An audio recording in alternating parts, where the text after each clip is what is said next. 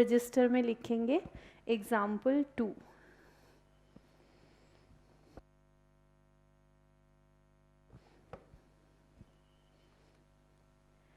A company has 3 departments.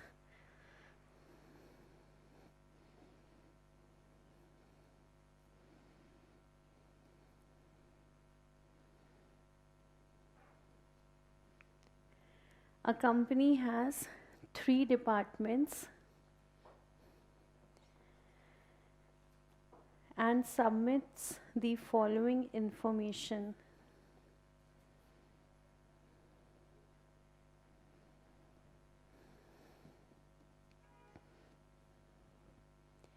Related to year ending 31st March.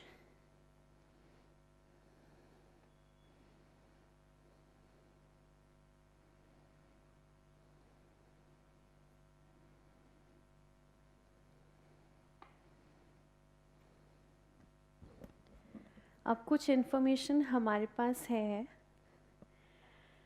तो सबसे पहले तो पर्टिकुलर्स हैं, टेबल फॉर्मेट में लिखेंगे।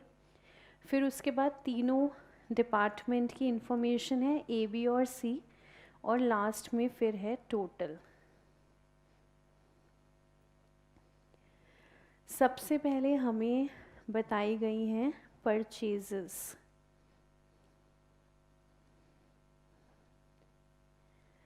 और कहानी में ट्विस्ट ये है कि इस बार वो आपको बता रहे हैं परचेजेस की यूनिट्स।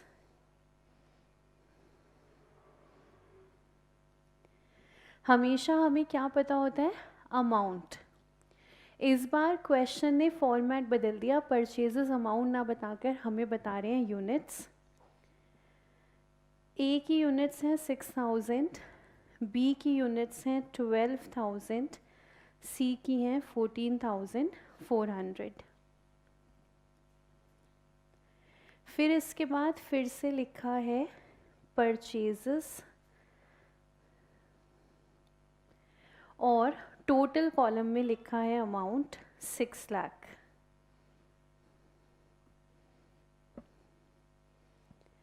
तो पहले हमारे पास हैं यूनिट्स, फिर हमारे पास हैं अमाउंट, जो टोटल गिवन है 6 लाख। फिर उसके बाद है हमारे पास सेल्स, अगेन यूनिट्स में। सेल्स गिवन है फिर से यूनिट्स में।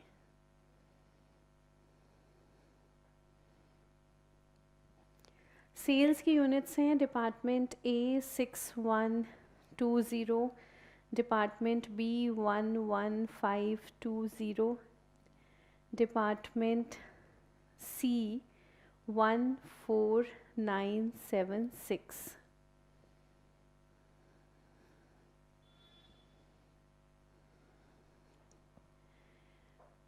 उसके बाद हमारे पास है सेलिंग प्राइस पर यूनिट।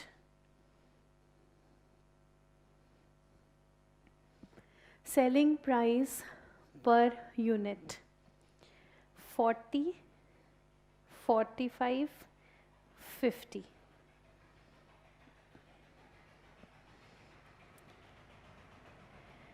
उसके बाद हमारे पास है क्लोजिंग स्टॉक, और क्वेश्चन हमारा दोस्त है, दोस्त हमारा शैतान है, और फिर से इसने हमें दे दी हैं यूनिट्स। आपके दोस्त की शैतानी है चरम सीमा पर इस क्वेश्चन के अंदर। क्लोजिंग स्टॉक फिर से दे दिया है यूनिट्स में 600, 960 and 36।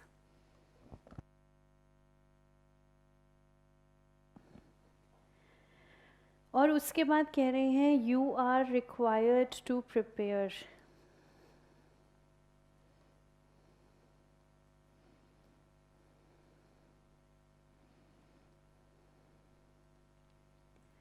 You are required to prepare departmental trading account,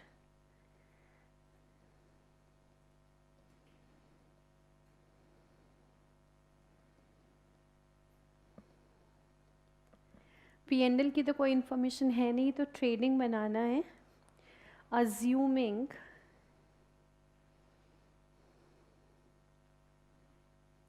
assuming rate of profit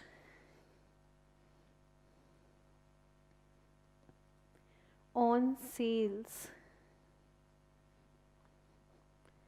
is uniform in each case.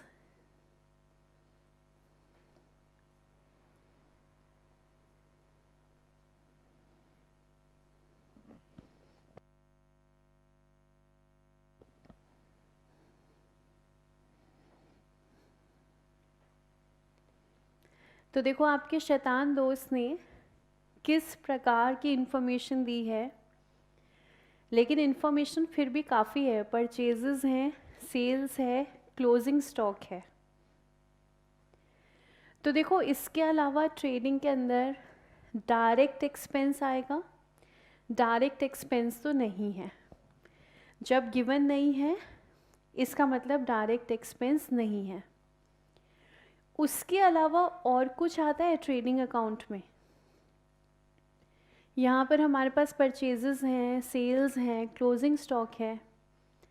Direct expense अगर नहीं है तो फिर नहीं है कोई खर्चा। डायरेक्ट एक्सपेंस को हम खुद से कभी प्रिज्यूम नहीं कर सकते। तो डायरेक्ट एक्सपेंस नहीं दिया, इसका मतलब कोई डायरेक्ट एक्सपेंस नहीं है। इसके अलावा और कुछ है जो ट्रेडिंग अकाउंट में आना है? कुछ और आता है ट्रेडिंग अकाउंट में? जो चीज़ें यहाँ पर हैं इनके अलावा कुछ और आएगा? हाँ जी, ओपनिंग स्टॉक आएगा। अब ओपनिंग स्टॉक से रिलेटेड दोनों बातें हो सकती हैं। हो सकता है वो निल है, या हो सकता है उसका कोई अमाउंट है जो हमें गिवन नहीं है। ट्रेडिंग अकाउंट के अंदर परचेजेस, सेल्स, क्लोजिंग स्टॉक ये तो हमें दिया ही हुआ है। इसके अलावा आते हैं डायरेक्ट एक्सपेंस। अगर नहीं दिए हुए इसका मतलब है ही नहीं। डायरेक्ट एक्सपेंस को तो हम प्रिज्यूम नहीं कर सकते, है ही नहीं। ओपनिंग स्टॉक यहाँ इस क्वेश्चन में नहीं दिया, और इसका मतलब है कुछ भी हो सकता है निल है, या हो सकता है कोई अमाउंट हो।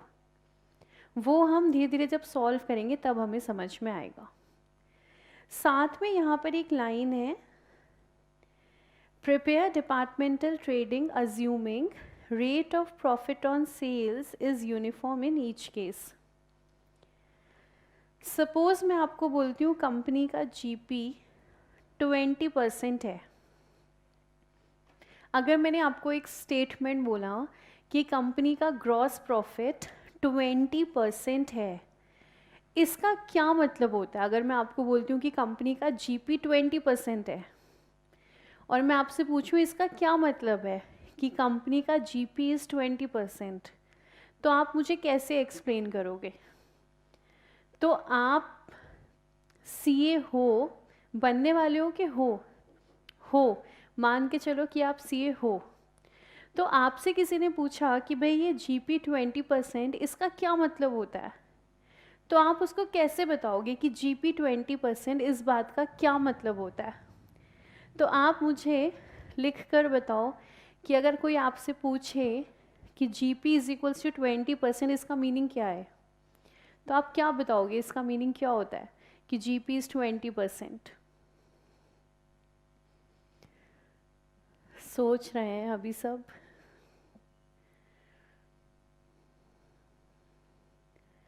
तो वंश ने लिखा कि प्रॉफिट ऑन सेल, इसका मतलब होता है सेल पर प्रॉफिट है 20%। आयुष ने लिखा जितनी सेल्स करी उसका 20% प्रॉफिट है। प्रेरणा ने लिखा 1/5 ऑन सेल मतलब 1/4 ऑन कॉस्ट। तो प्रेरणा अगर ऐसे समझाएंगे ना तो मैं बोलूँगी अरे अरे अरे भाई इसका क्या मतलब हुआ, 1/5 1/4 है ना। तो आंसर ऐसा नहीं देना जिससे और क्वेश्चन बन जाए, सिर्फ इतना कि ये 20% का मतलब क्या हुआ। तो प्रेरणा मुझे आप फिर से आंसर दो, क्या मतलब हुआ? सूजल कह रहे हैं operating profit on sale. Sujal आपके आंसर पे मेरा फिर से सवाल उठेगा कि ये ऑपरेटिंग प्रॉफिट क्या होता है। किसी को समझाओ तो ऐसे समझाओ कि बात समझ में आए कि भाई जीपी इज 20%, इसका क्या मतलब हुआ। बाकी बच्चे आंसर दो, अभी सोच रहे हो। जब हम बोलते हैं जीपी इज 20%, इसका मतलब क्या होता है? सिंपल शब्दों में मुझे बताओ, जीपी इज 20%, इसका मतलब क्या हुआ? बचपन से करते आ रहे हो, जीपी रेट इतना, जीपी रेट इतना, कॉमर्स के बचपन से करते आ रहे हो 11th क्लास से। इसका मतलब क्या होता है? अगर हम बोलते हैं जीपी इज 20%, इसका मतलब क्या हुआ? जल्दी जल्दी बताओ।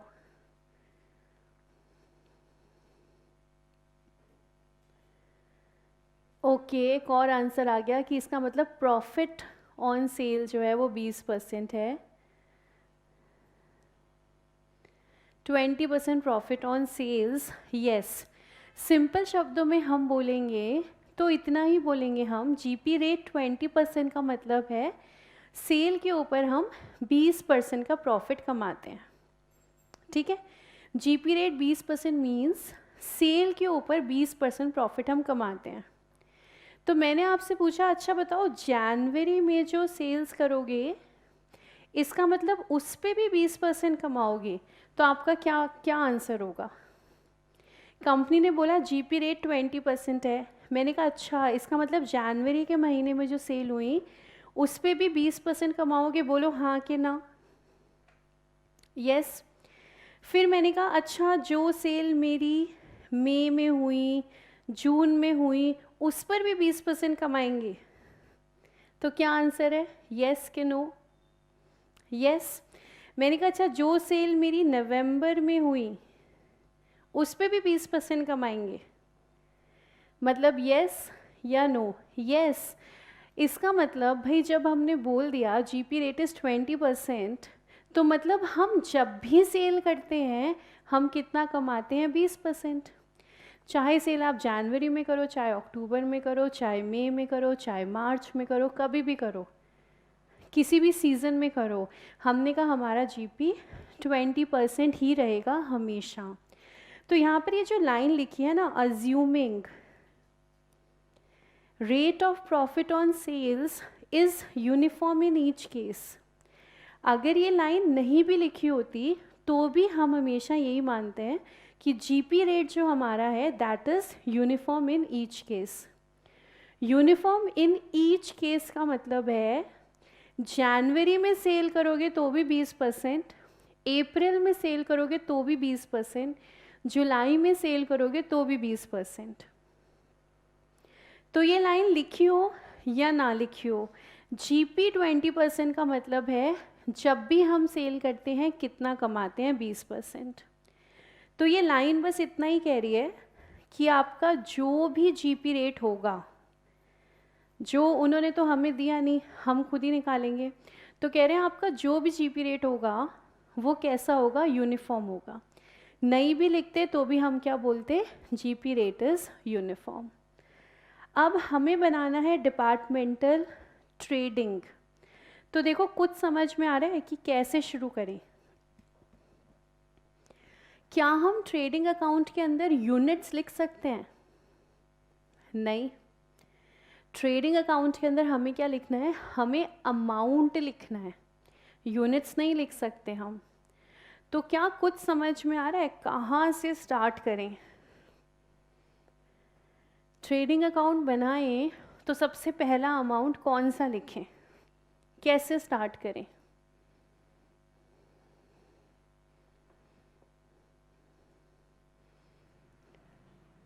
पुनीत कह रहा है मैम वर्किंग नोट से स्टार्ट करते हैं, वेरी गुड, बहुत बढ़िया। और कुछ कहाँ से कैसे हम स्टार्ट करें?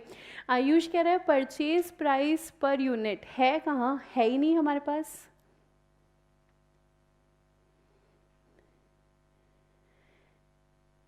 प्रेरणा कह रही है ओपनिंग स्टॉक यूनिट्स निकाल लो। फिर से यूनिट यूनिट यूनिट से हमें अमाउंट पे जाना है। शीतल कह रही है मैम सेल से स्टार्ट कर देते हैं। Very good. सेल्स का अमाउंट हमें मिल जाएगा कि नहीं मिल जाएगा बताना। सेल्स का मिल जाएगा ना हमें, सेल इनटू में सेलिंग प्राइस। तो वेरी गुड शीतल, सेल से स्टार्ट कर सकते हैं, ये अमाउंट तो हमें मिल जाएगा। और कुछ? तो भाई इतना समझ में आया, देखो सेल का अमाउंट तो मिला हुआ है, सेल यूनिट्स इनटू में सेलिंग प्राइस पर यूनिट। तो इतना लिख देते हैं, धीरे धीरे लिखेंगे, धीरे धीरे क्वेश्चन खुलता जाएगा। तो सबसे पहले फॉर्मेट बनाते हैं, और सेल्स तो हम लिख ही सकते हैं, तो इतना तो हम पोस्ट करते हैं, फिर आगे सोचेंगे कैसे करें।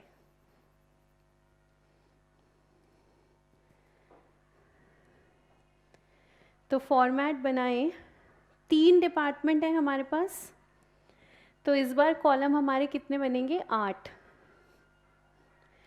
अच्छा, लास्ट टाइम जो वो डाउट आ रहा था कि भाई 8 कॉलम एक पेज पर नहीं बन पाएंगे, तो अब बन पाएंगे या नहीं बन पाएंगे? तो देखो मेरे पास तो जितने आंसर्स आए थे 4 स्टूडेंट के, सब ने बनाया था, इसका मतलब हम बना सकते हैं।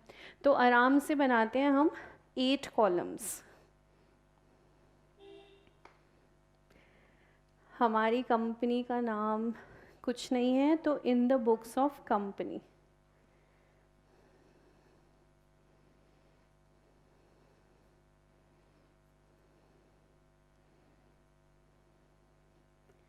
इन दी बुक्स ऑफ कंपनी बनाएंगे हम डिपार्टमेंटल ट्रेडिंग P&L। सेल्स हमें समझ में आ रहा है कि पोस्ट कर सकते हैं, सेल्स तक तो समझ में आ गया, आगे सोचना पड़ेगा कि क्या करें। तो बनाते हैं, सेल्स आप पोस्ट करो और फिर आगे सोचो इसको कैसे सॉल्व करें।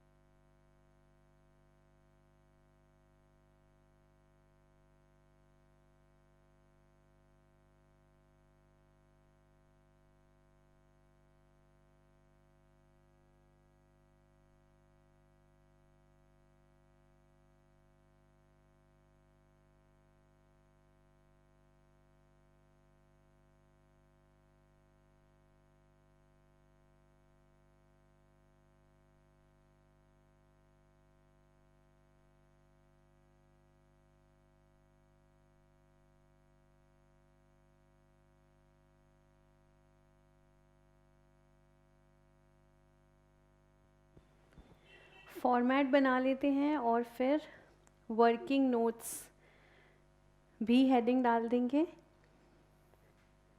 क्योंकि वर्किंग नोट्स के बिना तो हम सॉल्व नहीं कर पाएंगे question.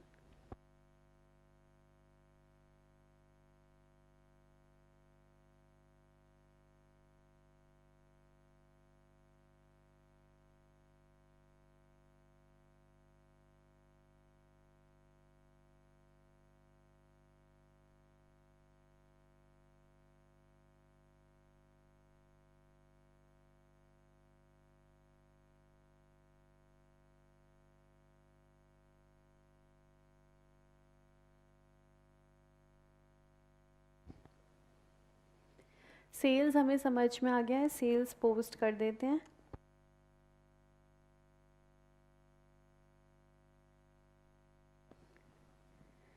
Units multiplied by price.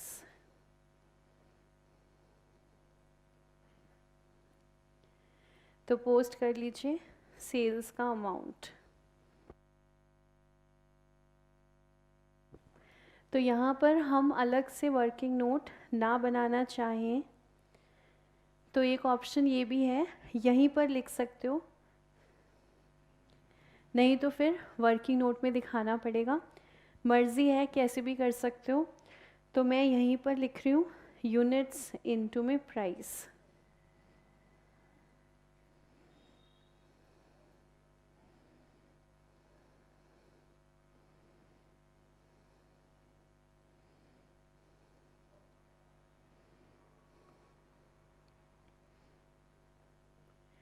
तो सेल्स का अमाउंट पोस्ट कर दीजिए और फिर सोचिए कि आगे कैसे बढ़ा जाए।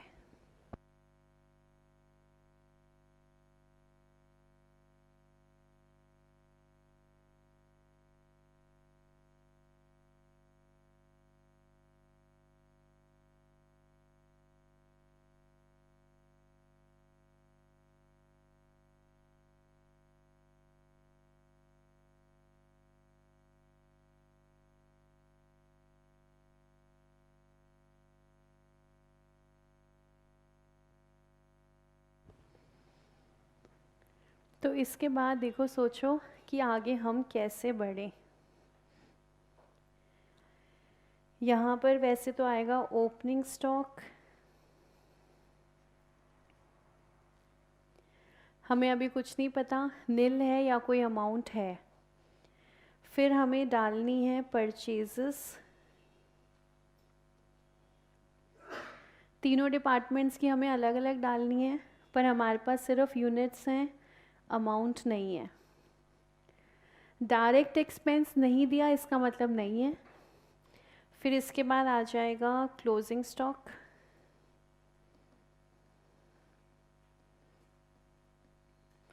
अमाउंट डालना है, हमारे पास है यूनिट्स, और हम इसमें डालेंगे ग्रॉस प्रॉफिट, वो भी कुछ अभी हमारे पास कोई अमाउंट नहीं है। तो अब सोचो कि कैसे आगे बढ़ा जाए।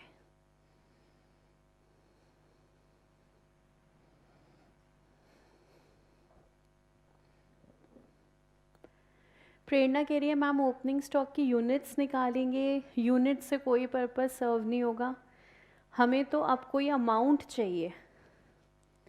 अमाउंट तक हम कैसे जाएं? कोई ना कोई अब अमाउंट चाहिए, यूनिट्स मोस्टली हैं हमारे पास। अब सोचना आपको ये है कि अगला अमाउंट कैसे निकालें। इस क्वेश्चन को वैसे डिपार्टमेंटल अकाउंट्स की जगह इसको अकाउंटिंग पजल समझा जा सकता है। डिपार्टमेंटल की जगह इसमें ज़्यादातर ये है कि आपको ये देखना है कि कॉम्बिनेशन क्या बनाएं। जहाँ हर चीज़ यूनिट्स में दी हुई है, हम अमाउंट तक कैसे पहुँचें। अमाउंट की अगर हम बात करें तो मेरे पास एक तो सेल्स आ गई हैं, दूसरा मेरे पास जो अमाउंट आ रहा है वो परचेज़ का टोटल अमाउंट है। दो ही अमाउंट है मेरे पास, परचेज़ का और सेल्स का। परचेज़ का तो टोटल है और सेल का सेल की हुई यूनिट्स का है। सेलिंग प्राइस पर यूनिट है मेरे पास, मतलब सेल्स निकाल सकती हूँ, परचेज़ निकाल सकती हूँ। टोटल इंडिविजुअली नहीं पता मुझे, परचेज़ टोटल मेरे पास 6 लाख है। अब आगे हम कैसे बढ़ें?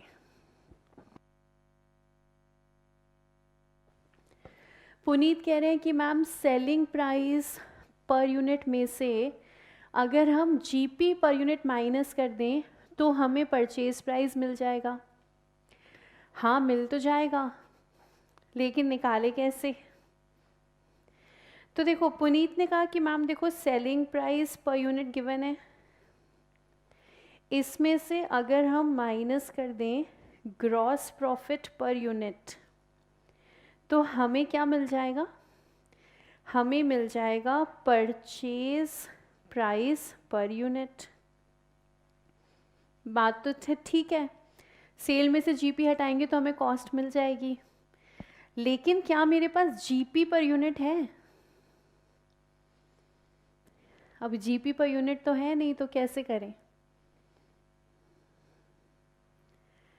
Purchase divided by total units purchased, इससे तो कुछ नहीं निकलेगा, जीपी तो नहीं निकलेगा, ये तो नहीं हो सकता। तो मैम जीपी रेशियो निकाल लेते हैं, वही तो हम कह रहे हैं कैसे निकालें, कैसे निकालें जीपी?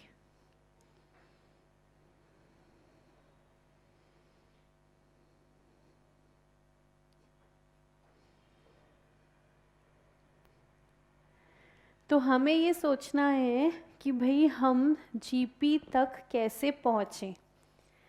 तो चलो बनाते हैं अपना वर्किंग नोट, धीरे धीरे लिखते हैं, जो अमाउंट अवेलेबल है देखते हैं हम सॉल्व कर पाएंगे कि नहीं।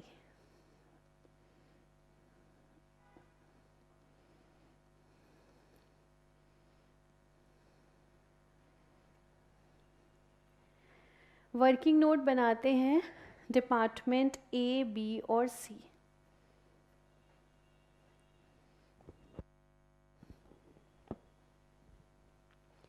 इस वर्किंग नोट में देखो सबसे पहले मैं लिख रही हूँ सेलिंग प्राइस पर यूनिट,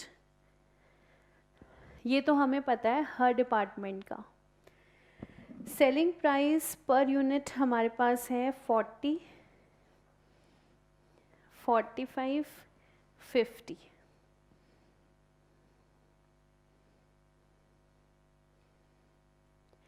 उसके बाद मैं लिख रही हूँ परचेजेस,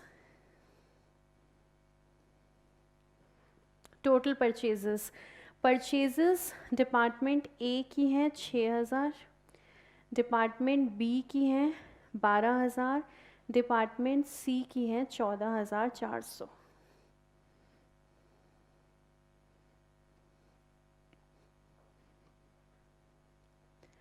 अब देखो हमारे पास टोटल परचेजेस दी हुई हैं 6 लाख, ठीक है।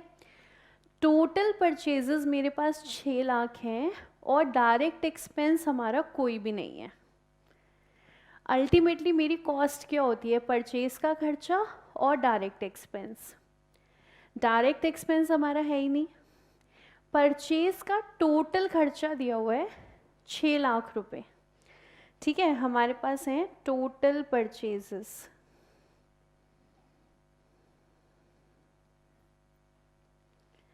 टोटल परचेजेस हैं 6 लाख। अगर मैं आपसे पूछूं कि क्या आप मुझे वो अमाउंट बता सकते हो कि अगर ये सारी की सारी यूनिट सेल हो जाती तो टोटल सेल्स कितना आता? क्या आप ये अमाउंट निकाल सकते हो? मेरे पास जितनी यूनिट्स हैं उनका टोटल परचेज का खर्चा 6 लाख है। अब मैंने कहा सपोज अगर ऐसा होता कि ये सारी यूनिट बिक गई, 6000 मैंने सारी बेच दी, 12000 सारी बेच दी, 14400 सारी बेच दी, तो क्या आप मुझे बता सकते हो टोटल सेल्स फिर हमारी कितनी आती? तो वो तो हम निकाल सकते हैं। कैसे निकालेंगे? Selling price per unit multiplied by purchases. तो मैंने कहा भाई सपोज अगर मेरी ये यूनिट सेल हो जाती तो टोटल सेल्स कितने का होता? तो निकाल कर देखते हैं। टोटल सेल्स परचेजेस इनटू में सेलिंग प्राइस पर यूनिट। अगर हम ये सारी यूनिट बेच देते तो ये सारी की सारी यूनिट कितने में बिकती? तो कैलकुलेट करके देखना टोटल अमाउंट कितना आ रहा है। आराम से कैलकुलेट करके देखो। 15 लाख आप बता रहे हो, वंश भी 15 लाख ही बता रहे हैं। देखिए चेक कीजिए क्या 15 लाख आ रहा है?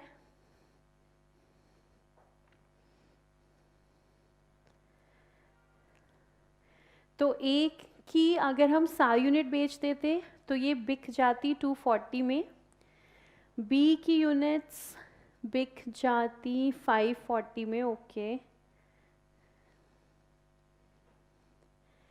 और सी की यूनिट्स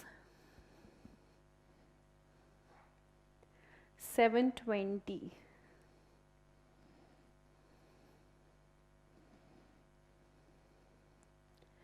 तो टोटल अगर मैं ये सारा सामान बेच देती तो ये बिक जाता 15 लाख में, ठीक है।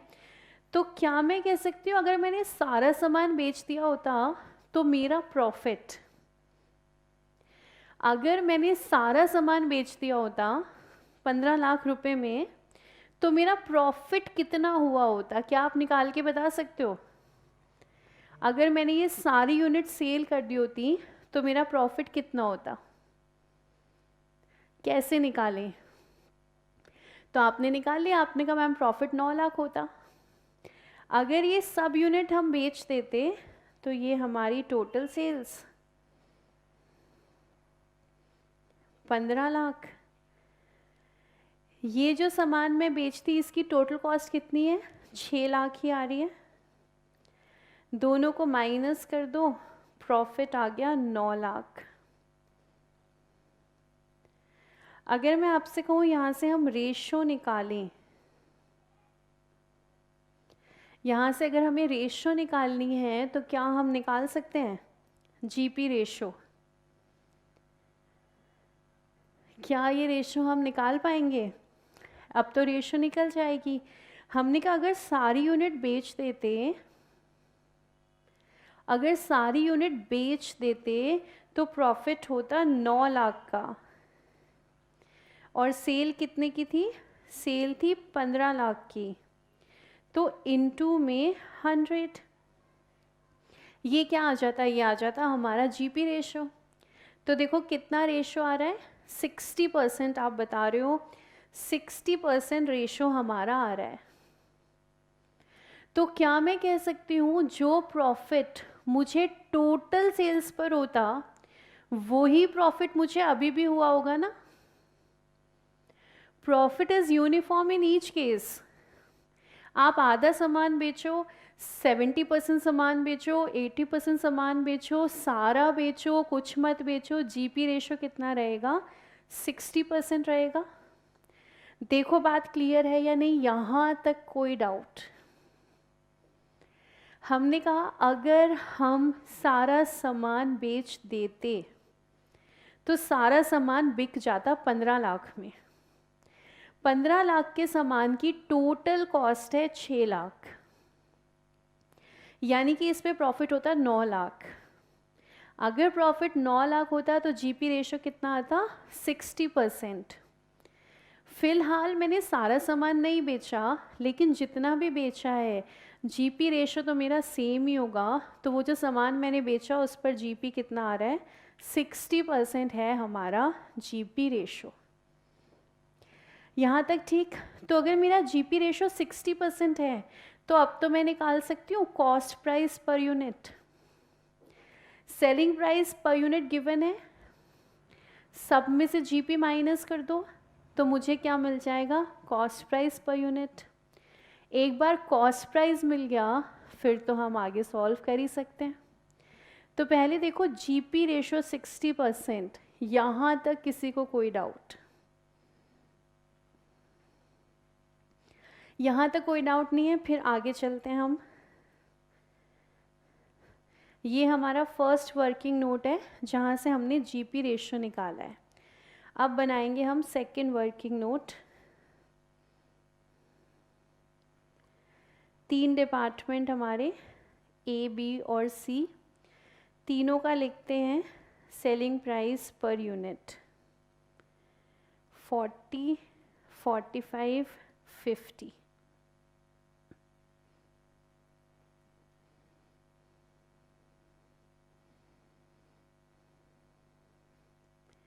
तीनों के लिए माइनस कर देते हैं प्रॉफिट।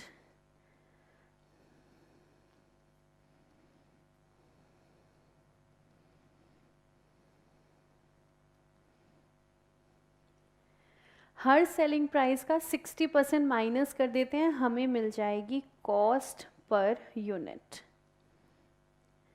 देखिए आराम से कैलकुलेट कीजिए, बताइए कितनी कॉस्ट आ रही है। और सूजल ने तो आंसर दे भी दिया, सूजल ने निकाल ही लिया है। कॉस्ट बताई है 16, 18 और 20। देखिए आराम से चेक कीजिए क्या यही आ रही है।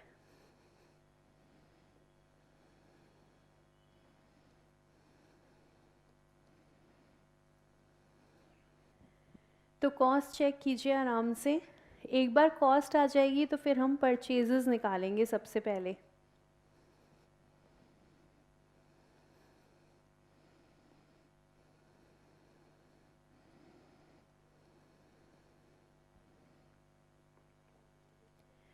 परचेजेस की यूनिट्स दी हुई हैं, कॉस्ट से मल्टीप्लाई करेंगे तो हमें मिल जाएंगे परचेजेस।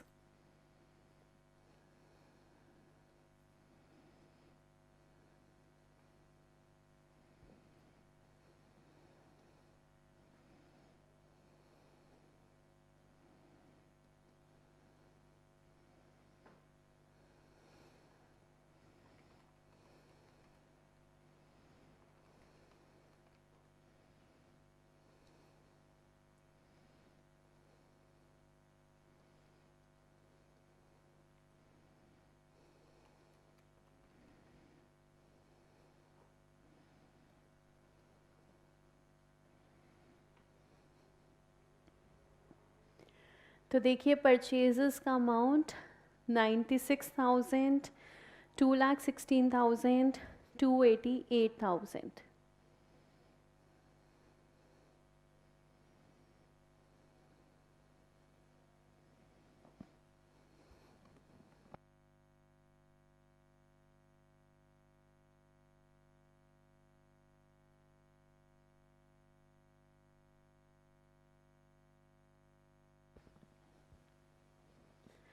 फिर देखो अगर परचेजेस निकाल लिए तो अब मैं क्लोजिंग स्टॉक का अमाउंट भी निकाल सकती हूँ। इसी वर्किंग नोट में निकाल लेंगे। क्लोजिंग स्टॉक यूनिट्स हमारे पास गिवन है, हमें निकालना है अमाउंट।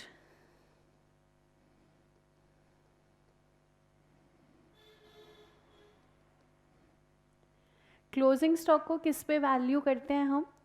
AS2 हम कर चुके हैं, हमें अच्छे से पता है कॉस्ट पे वैल्यू करते हैं। तो देखो कॉस्ट हम निकाल चुके हैं 16, 18, 20।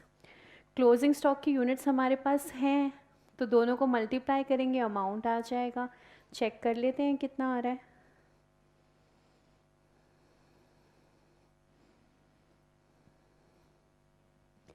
अमाउंट निकालेंगे 600 इंटू 16, 960 इंटू 18, 36 इंटू 20।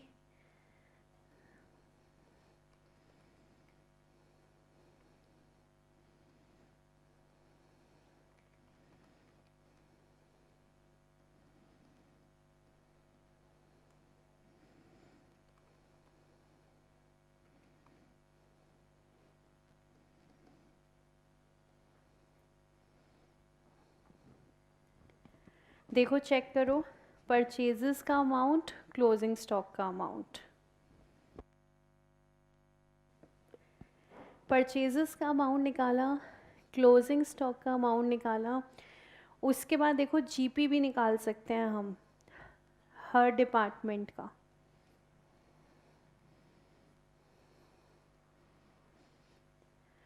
हमारे पास सेल्स हैं सारे डिपार्टमेंट की, हमने अभी निकाली थी।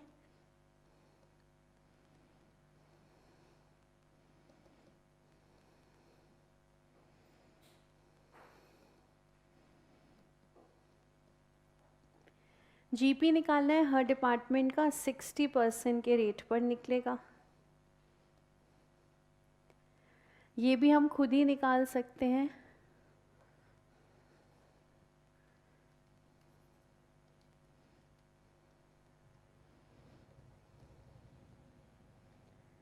ये 36 into 20, this is 720।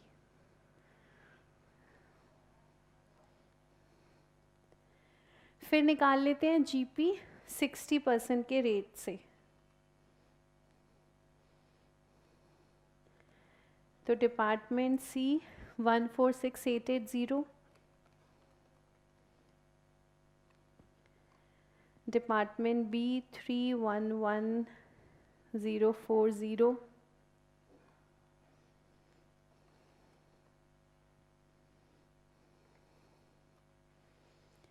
Department C 449280।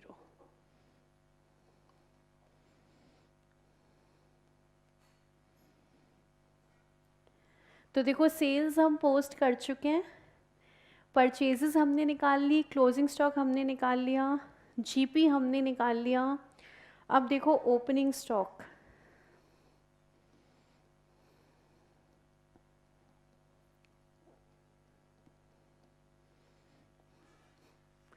प्रेरणा आपने इनिशियली इसी से स्टार्ट करना चाह रहे थे, ओपनिंग स्टॉक की यूनिट्स, तो आपने तो निकाल रखी होंगी। आप मुझे बता दो ओपनिंग स्टॉक की यूनिट्स कितनी कितनी आ रही हैं,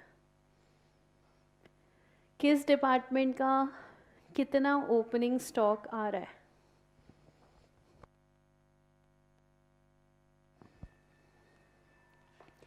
सात 720, 480, 612। देखिए प्लीज़ चेक कीजिएगा क्लोजिंग स्टॉक की यूनिट्स। अच्छा कैसे निकाली आपने ये भी बता दो, 720 कैसे निकाला? शीतल ने भी निकाल लिया है ओपनिंग स्टॉक की यूनिट्स, तो कैसे निकाला आपने 720?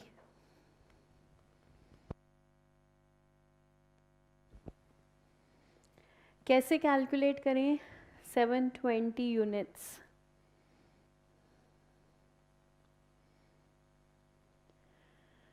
तो प्रेरणा कह रही है फर्स्ट का बता रही हैं 6120 सेल्स प्लस किया हमने क्लोजिंग स्टॉक 600 माइनस किया हमने परचेजेस। Absolutely correct. भारती ने भी यही लिखा था। कैसे निकालेंगे? बिल्कुल इसी तरीके से निकालेंगे हम।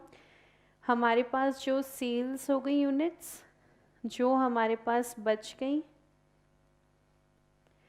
माइनस कर देंगे जो हमने खरीदा था। तो जो यूनिट हमने बेच दी, जो यूनिट बच गई, वो हो गई टोटल यूनिट्स। टोटल यूनिट्स में से जो परचेजेस थी वो हमने माइनस कर दिया, तो जो बैलेंस है वो है ओपनिंग स्टॉक। अब ओपनिंग स्टॉक का अमाउंट निकाल लेते हैं।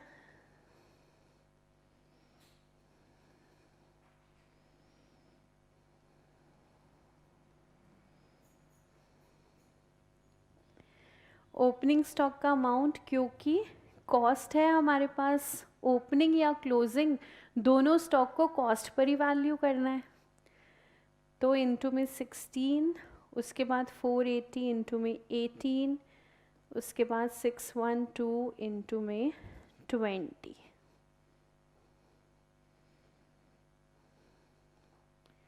देखो आराम से सॉल्व करते करते हमने इतना सॉल्व कर लिया कि हमने सारे अमाउंट्स निकाल दिए। बैलेंसिंग फिगर की जगह हमने छोड़ी नहीं। नहीं तो आप चाहो तो इसमें से कोई भी एक अमाउंट बैलेंसिंग फिगर भी निकाल सकते हो। 4 अमाउंट्स आपने निकाल लिए तो लास्ट वाला बैलेंसिंग फिगर आएगा, लेकिन हमने तो यहाँ पे पूरा ही सॉल्व कर डाला, कोई बैलेंसिंग फिगर नहीं है। हमें सिर्फ ये देखना है कि अकाउंट के अंदर सब कुछ पोस्ट कर देंगे तो उसके बाद ट्रेडिंग अकाउंट की दोनों साइड टैली हो जानी चाहिए, क्योंकि हमने सारे अमाउंट्स निकाल लिए हैं। अब जब पोस्ट करेंगे तो दोनों साइड्स हमारी टैली होनी चाहिए। अदरवाइज़ किसी एक को बैलेंसिंग फिगर भी निकाल सकते थे हम, पर सारे अमाउंट्स हमारे डायरेक्टली निकल गए हैं।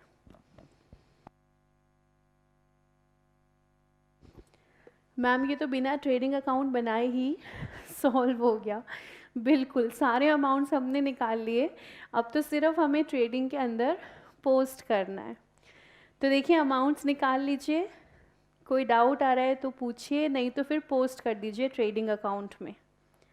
सारे अमाउंट्स हमारे पास रेडी हैं, GP, closing stock, opening stock, purchases.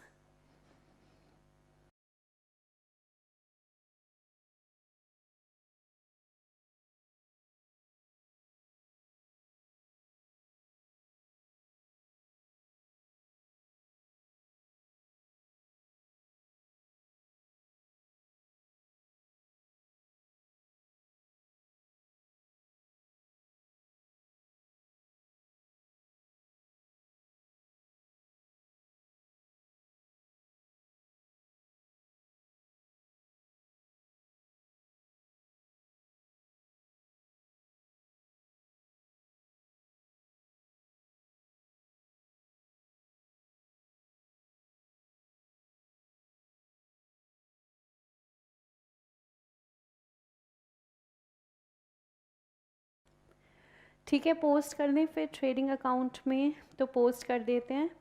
अगर आप में से कोई अभी देख रहा हो तो आप बता दीजिएगा। सारे अमाउंट पोस्ट कर देते हैं, सबका वर्किंग नोट नंबर 2 रहेगा।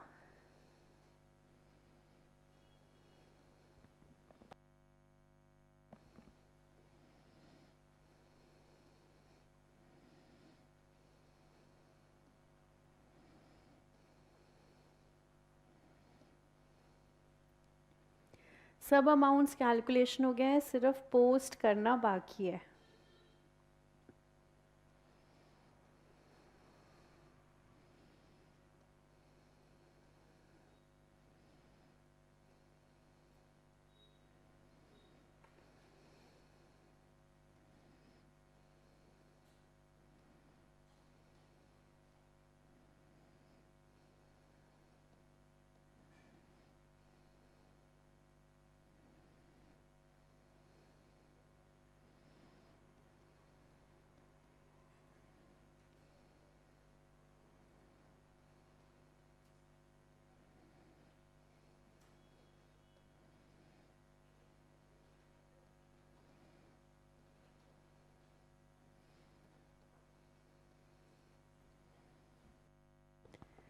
देखिए प्लीज़ आराम से पोस्ट कीजिए, यहाँ तक कोई डाउट है तो पूछिए।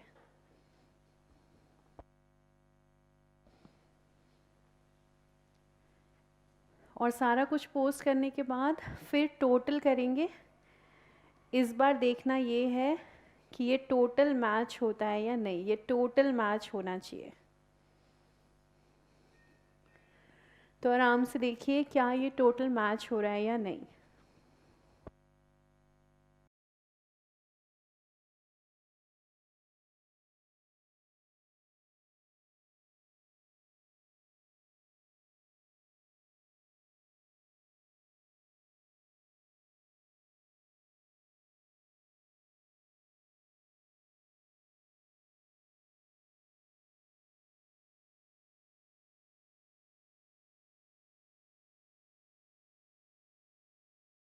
भारती और शीतल कह रही है मैच हो गया है।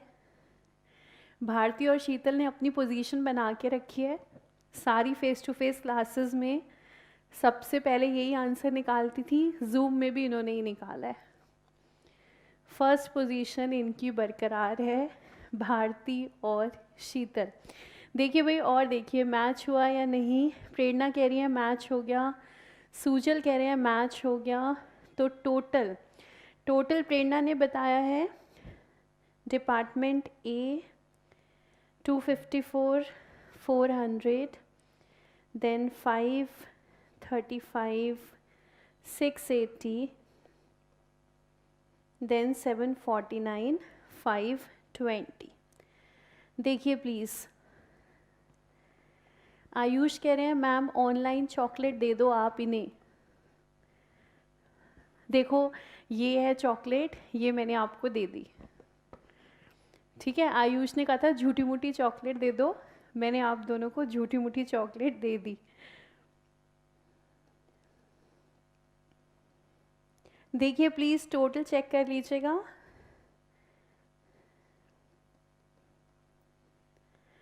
सभी देख लीजिए, क्वेश्चन कंप्लीट कीजिए, कोई डाउट है तो पूछ लीजिए।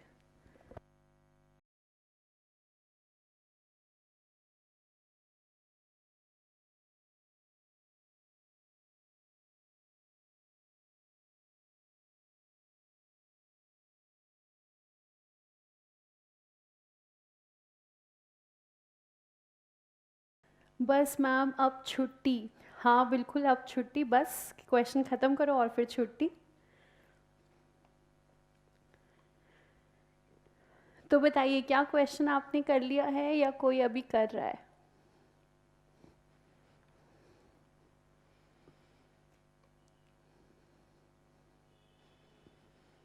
फेस टू फेस क्लास में तो मैं चेहरा पढ़ती थी आपका, अब तो आपको मुझे बताना पड़ेगा कि आपने क्वेश्चन कर लिया है या किसी का कुछ पेंडिंग है। डन डन डन डन कर लिया है मैम, कंप्लीट हो चुका है। ओके, ऑलमोस्ट सभी ने आंसर दे दिया है। तो ठीक है, फिर ये क्वेश्चन हमारा कंप्लीट है। Thank you so much and keep smiling.